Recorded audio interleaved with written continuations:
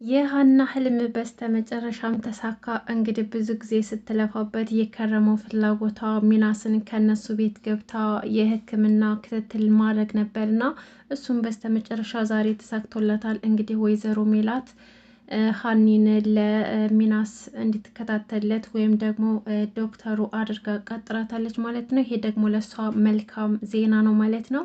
ሰላም ሰላም፣ ውድና የተከበራችሁ ቤተሰቦች እንዴት ናችሁ? ደህና ናችሁ ወይ? ከኔ ጋር ሁሉም ሰላም ነው። ለዚህ ቻናል አዲስ ከሆናችሁ ሰብስክራይብ ማድረጋችሁ እንዳትረሱ፣ እንዲሁም ነባር ቤተሰቦች እንኳን ደህና መጣችሁ። ቪዲዮ ላይክ በማድረግ ጀምሩት። እንግዲህ በዚህ ክፍል ኖላዊ ክፍል 8 ማለት ነው ደስ የሚል ነገር ተፈጥሯል። እሱም ደግሞ ምንድነው እንግዲህ ሀና አባቷን ለማሳከም ገንዘብ ፍለጋ ላይ ተፍተፍ እያለች ነበረ። ተጨማሪ ስራ ስለሚያስፈልጋት ተጨማሪ ስራ ደግሞ ሚናስ ዶክተር ስለሚያስፈልገው የሚያክመው ዶክተር ወደ ሌላ ሀገር በረራ ስላደረገ የሚያክመው ወይም ደግሞ ክትትል የሚያደርግለት ዶክተር ሲያስፈልገው ስለነበረ ያንን ደግሞ እናቱ እያፈላለገችበት ባለ ሰዓት እንግዲህ ሀኒም ደግሞ ገንዘብ ጭማሪ ስለምትፈልግ እዛ ቤት ለመግባት ያው በሰራተኝነት ተቀጥራ እንደምትሰራ ሁላችንም እናውቃለን። ነገር ግን ደግሞ በትርፍ ሰዓቷ ደግሞ ለሚናስም እያገለገለች ተጨማሪ ገንዘብ ማግኘት ትፈልግ ነበር።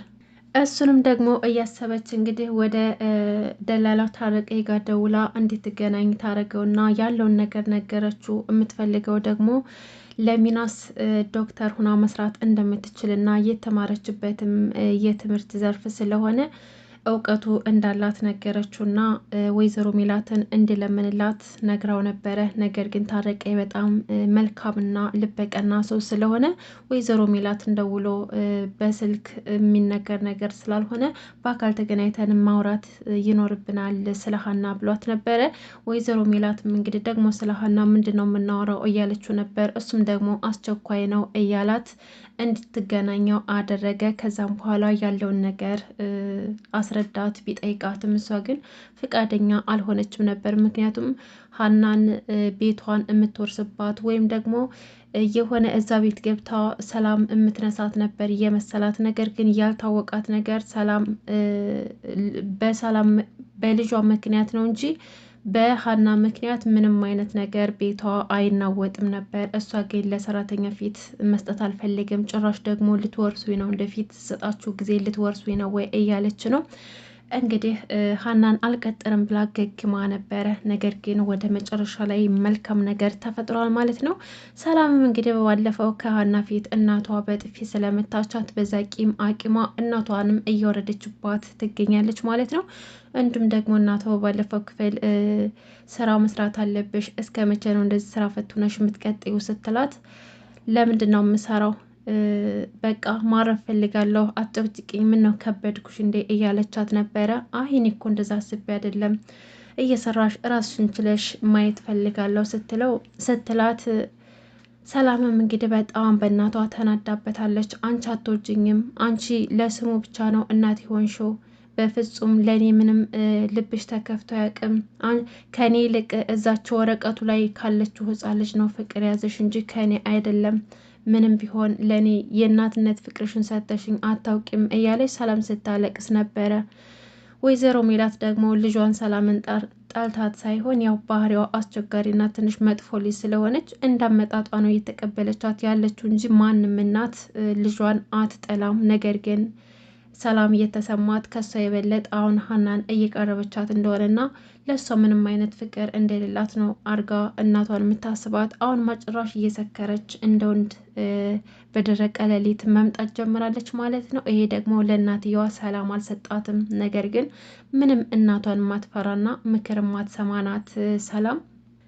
እንግዲህ ጆሮ ደግሞ ከሀንቾ አባት ጋር በጣም የአባትነት ፍቅር ይዞታል። የሀኒን አባት በጣም ይወዳቸዋል፣ ያከብራቸዋል። ልክ እንደ አባት ልክ እንደ ወላጅ አባት ነው እያዩት ያሉት። ነገር ግን የሀና አባት ያው ይህንን መጥፎ ስራውን አልወደዱለትም ነበር። ስርቆት ያው ጆሮ ወዶ ባይሰርቅም ያሳለፈው የህይወት ታሪክ ያሳዝናል። ጎዳና ላይ ነው ተጥሎ ያደገው። የቤተሰብን ፍቅር አያቅም። ካልሰረቀ ደግሞ በምንም መተዳደር አይችልም።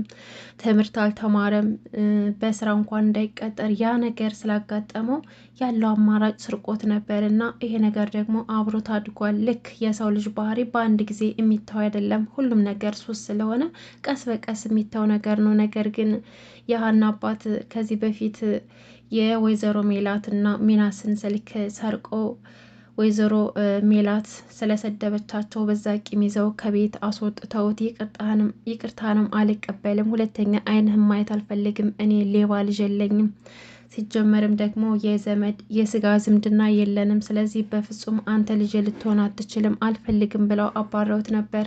ነገር ግን ከሄደ በኋላ ተመልሶ የተናገረው ንግግር አንጀታቸውን በልቷቸው ነበረ። አስመሳይ ነው እርስዎ ሰውዬ፣ አስመሳይ ነው፣ እያስመሰልኩ ነበረ ፋዘር፣ እንደ የእውነተኛ አባቴ እኮ ቢሆኑ ኑሮ እንደዛ አትናገሩኝም ነበር፣ እንደዛ አትጨክኑም ነበረ። ልጆትን ለማስተካከል ነው እንጂ ጭራሽ ከቤት ይውጣልኝ፣ ዓይንህም ማየት አልፈልግም አትልም ነበር እያለም የሀናን አባት እንግዲህ ብዙ ነገር ተናግሯቸው ነበረ። ከዛም በኋላ ጥሏቸው ወጣና ብቻውን ቁጭ ብሎ በሀሳብ ጠረግ ብሎ እያሰበ ነበር። ምክንያቱም ደስ የሚል የአባት ፍቅር አግኝቶ ነበር ከሀና አባት። ነገር ግን የሀና አባትም ይወዱታል፣ ቢወዱትም ግን የእጅ አመሉን አልወደዱለትም ነበር። አንጀታቸው ስላልቻለ ተመልሰው መጥተው ከተቀመጠበት ልጄ ይቅርታ አድርግልኝ በድያለሁ፣ መጀመሪያ ላይ ብታስከፋኝም ነገር ግን ተመልሰ የተናገርከው ንግግር ከውስጤ አልወጣልኝ አለ፣ ይቅር በለኝ እያሉ ይቅርታ ጠይቀውታል። እንግዲህ ጆሮም ምን አጥፍተህ ነው ፋዘር እንዴ ለምንድነው ይቅርታ የምትጠይቁኝ? እኔ እኮ ነኝ ጥፋተኛው፣ እርስዎ ደግሞ ምን አጥፍተው ነው የሚጠይቁኝ እያለ ሲል ነበረ። ያው ምንም ቢናገሩት ምንም ቢያደርጓቸው ልክ እንደ አባት እንደ ወላጅ አባት ስለሚያዩ ምንም ቂም አልያዘም ነበር። ነገር ግን በደስታ ነበር ፈገግ ብሎ አባትነታቸውን በድጋሚ እየተቀበለው ማለት ነው። እንግዲህ የሀና አባትም ምናልባት ልጆች በአባታቸው ላይ በቤተሰባቸው ላይ ሊጨክኑ ይችላሉ፣ አባት ግን በልጆቹ ላይ አይጨክንም ብለው አቀፉት። በድጋሚ የአባትነት ፍቅራቸውን ሰጡት። እንግዲህ ወይዘሮ ሜላት ደግሞ ዶክተሩ ለመጨረሻ ጊዜ ከሀገር ውጭ ዛሬ እንደሚወጣና በረራ እንደሚያደርግ ነገራትና የልጇን ነገር ማሰብ እንዳለባትና የሚከታተልለት ዶክተር እንደሚያስፈልገው ነገራት። ከዛም በኋላ ወይዘሮ ሜላት በጣም ስለተጨናነቀች ስለ ሚናስ ደግሞ ከሀና ጋር በተቀራረበ ቁጥር ሰላሙ እየተመለሰና ጤናው እየተስተካከለ በነበረ ሰዓት እንግዲህ ሚናስና ሀና ደግሞ ክፍል ውስጥ ቁጭ ብለው ሲጫወቱ ወይዘሮ ሜላት ሀናን አስጠንቅቃት ነበረ። ከልጆች ራቂ፣ እንኳን አይደለም ጠልተውሽ ቢወዱሽም እንኳን አንቺን ከማባረር ወደ ኋላ አልልም፣ ስለዚህ ስራሽን አክብረሽ ስሪ፣ ካልሆነ ግን ከቤት አስወጣሻለሁ ብላት ነበረ። ሀናም ደግሞ የተባለችውን በተግባር እያደረገች ነው። ሚናስ ደግሞ ለምንድን ነው የተቀየረችብኝ እያለ ተጨናንቆ ነበረ። ከዛም በኋላ ውጭ ላይ ደውሎ አግኝቷት ሀናን ጠይቆ ሲያስጨንቃት የተፈጠረውን ነገር ነገረችው። ምክንያቱም እናቱ አስጠንቅቃው እንደሆነና ከሱ ጋር መታየት እንደማትፈልግና ስራዋን እንደምትፈልገው ነገረችው። እሱም ደግሞ እናቱ ጋር ሂዶ ለምንድን ነው ማየ እንደዚህ ያደረግሽው? ሀና እኮ በጣም ጥሩ ልጅ ናት። እኔ ሀናን በሌላ መንገድ አላያትም፣ ልክ እንደ እህቴ ነው ማየት። በጣም እኮ ቆንጅዬ ናት፣ ደስ የምትል ልጅ ናት። ለምንድን ነው እንደዚህ የምታደርጊያት? ጥሩ ልጅ እኮ ናት፣ ጥሩ ባህሪ ነው ያላት፣ እንደ ሌሎች ሰራተኞች አይደለችም እያለ ለእናቱ ነገራት። እናቱም ደግሞ እንግዲህ እኔም እኮ ታሳዝነኛለች፣ ለምን እንደዚህ ልናገራት እየፈለግኩኝ አፌ እንደሚተሳሰር አላቅም፣ ሳያት እኮ ስስት ነው ምልላት፣ ታሳዝነኛለች፣ በጣም ውስጤን ትበላኛለች፣ ግን ምን ላድርግ፣ ቢሆንም ግን ደግሞ ፊት መስጠት የለብንም፣ በጣም ነው የምታሳዝነኝና የዋህነቷ ትሁትነቷ በጣም ያሳዝነኛል እያለች ነገረችው። እንግዲህ ወይዘሮ ሜላት ሀና ጋር ቅርብ ስትሆን አሁን ላይ ጥሩ ስሜት እየተሰማትና ልክ እንደ ልጇ እያየቻት ትገኛለች ማለት ነው። በስተ መጨረሻም እንግዲህ ወይዘሮ ሜላት ሀና ጋር ደውላ የትምህርት ውጤቷን ይዛ እንድትመጣ ነገረቻት። ጆሮም ደግሞ ሁለተኛ አባቴ ጋር ላይ አልፈልግም፣ ከአባቴ ራቅ፣ የአባቴን ሰላም አታሳጣው፣ እኔ ከአባቴ ውጭ ሌላ ዘመድ የለኝም፣ ሁለተኛ አባቴ ጋር እንዳይ አልፈልግም ብላ አባራው ነበረ። ጆሮ ሲጠፋ ፋዘር በጣም ተጨናንቀው ሆኖብኝ ነው ልጅ የቀረብኝ፣ የተፈጠረ ነገር አለ ወይ እያለ ሀኒ ጋር ሲጠይቋት፣ ሀናም ደግሞ መደበቅ ስላልቻለች በስተመጨረሻም ነገረቻቸው። ከአባቴ ራቅ ብዬ ነግሬዋለሁኝ። ባለፈው ያን ነገር ከሰራ በኋላ እኮ አንተ ጥሩ ነገር ላይ ስላልሆንክ ሁለተኛ ከአንተ ጋር እንዳይመጣ አስጠንቅቄው ነው አለቻቸው። የሀና አባትን በጣም ተቆጧት። አሁኑኑ ደውለሽ ይቅርታ ጠይቂው አሏት። እሷም ደግሞ እሺ አባዬ ይቅርታ ጠይቀዋለሁ፣ ችግር የለውም። አሁን ስሄድ እንደውም እግር መንገድን አናግረዋለሁ። አሁን እኮ ስልክ ተደውሎልኝ ጥሩ ነገር ሊመጣ ነው መሰል፣ ብቻ ከተሳካልኝ አባዬ የደስደሱን ስመጣ ነግርሃለሁ ብላ አንገቷ ላይ ያን የተለመደውን ማህተም አሰሩላትና ሄደች። ከዛም በኋላ በጣም ደስ ብሏት ነበር ሰላምን ስታናግራት። ሰላምም ጥሩ ነገር አልመለሰችላትም ነበር።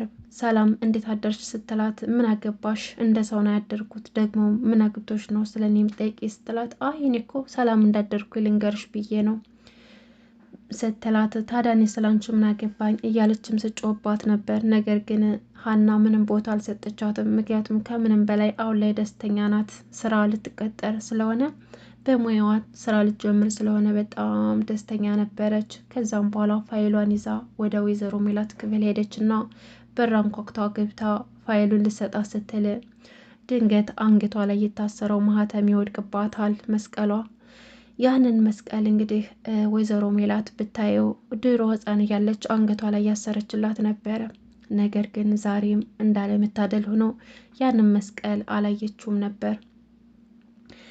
እንግዲህ የሀና አባትም ቤተሰቦቿን እንዲፈልጉለት ለታረቀኝ እየነገረው፣ ነገር ግን ወሬያቸውን አልጨረሱም ነበረ። እንዲሁም ደግሞ ለጆሮም ወሬ ጀምረውለት በስተመጨረሻም ስልክ ተደውሎ አቋረጣቸው። ከቤተሰቦቿ ጋር እንድትገናኝ ይፈልጋሉ የሀና አባት። እንግዲህ ወይዘሮ ሜላትም ደግሞ ወደ ቱርክ ሀገር ለስራ መሄድ እንዳለባትና እዛም ደግሞ እንደምትቆይ ለሰላም እየነገረቻት ነበረ።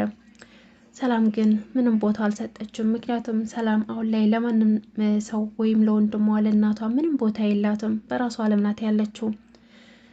ወይዘሮ ሜላት ሀናን ሚናስን እንድትከታተለው ቀጠረቻት። ከዛም በኋላ ቱርክ ለመሄድ ሀንዬ እንግዲህ አሁን አንቺ እየመሸብሽ ስለሆነ ልሸኝ ስትል ሰላም ምን ሀንዬ ነው ያልሽው አለቻት። አዎ ምን ችግር አለው ብላት አለቻት። ሰላምም እንግዲህ የእነሱ መቀራረብ ምቾት አልሰጣትም። ጭራሽ በጣም ተቀራርባችሁልኛል፣ በጣም ደስ ይላል፣ ፍቅራችሁን ያብዛላችሁ አለችና እኔ አሁን ብትሄጂም እኔ ግድ አይሰጠኝም፣ ብቻ ከቱርክ ሀገር ምን እንደምፈልግ ታውቂያለሽ፣ እሱን ነገር ብቻ ይዘሽልኝ አለቻት። ወይዘሮ ሜላትም ሰላም እንግዲህ ወንድምሽን አደራ፣ ወንድምሽ ልትጠብቂው ይገባል አለቻት። እኔ ምን አድርግለታለሁ አለችና ትታት ሄደች። ወይዘሮ ሜላትም ሀናን ልሸኝሽ ብላት በመኪና ውስጥ አስገብታ ይዛት ሄደችና ሚናስን አደራ ሰጠቻት። ሀናም ደግሞ ችግር የለውም አታስቡ፣ እርስዎ ብቻ በሰላም ይመለሱ አለቻት። ወይዘሮ ሜላትም ይኸውልሽ ሀና እኔ ለልጄ ካንቺ ውጭ ሰው የለውም፣ አንቺን ካገኘ በኋላ ጤንነቱ እየተስተካከለ ነው። ስለዚህ አሁንም እሱን ላንቺን አደራ ሰጥቼሽ የሚሄደው አደራሽን እንደምትዋጭ ተስፋ አደርጋለሁኝ። ምናልባት ሰላም ልትረብሽሽ ትችላለች፣ ልትሰድብሽ፣ ልታንቋሽሽ ትችላለች። ነገር ግን መቻል ይኖርብሻል። እኔ እስከምመጣ ድረስ በትዕግስት ጠብቂኝ። ይሄን አደራሽን ከተወጣሽ ደግሞ የደሞዝሽን 3 እጥፍ ነው የምከፍልሽ አለቻት። ሀናም ደግሞ ይህን ስትሰማ በጣም ደስ አላት። ምክንያቱም አሁን ላይ ገንዘብ ያስፈልጋታል። አባቷ ሕክምና በጣም ገንዘብ ስለሚያስፈልጋት በጣም ደስ ብሏት ነበረ። ከዛም በኋላ ቃል ከተገባቡ በኋላ ተሰነባበቱ። ውድና የተከበራችሁ የቻናል ቤተሰቦች ኖላዊ ክፍል 8 ይሄን ይመስል ነበር። ለዛሬ ይዤላችሁ የመጣሁት ይሄን ይመስል ነበር ማለት ነው። ቪዲዮውን ላይክ ማድረጋችሁ እንዳትረሱ፣ እንዲሁም ሰብስክራይብ ማድረጋችሁ እንዳትረሱ። አመሰግናለሁ። መልካም ጊዜ ተመኘውላችሁ።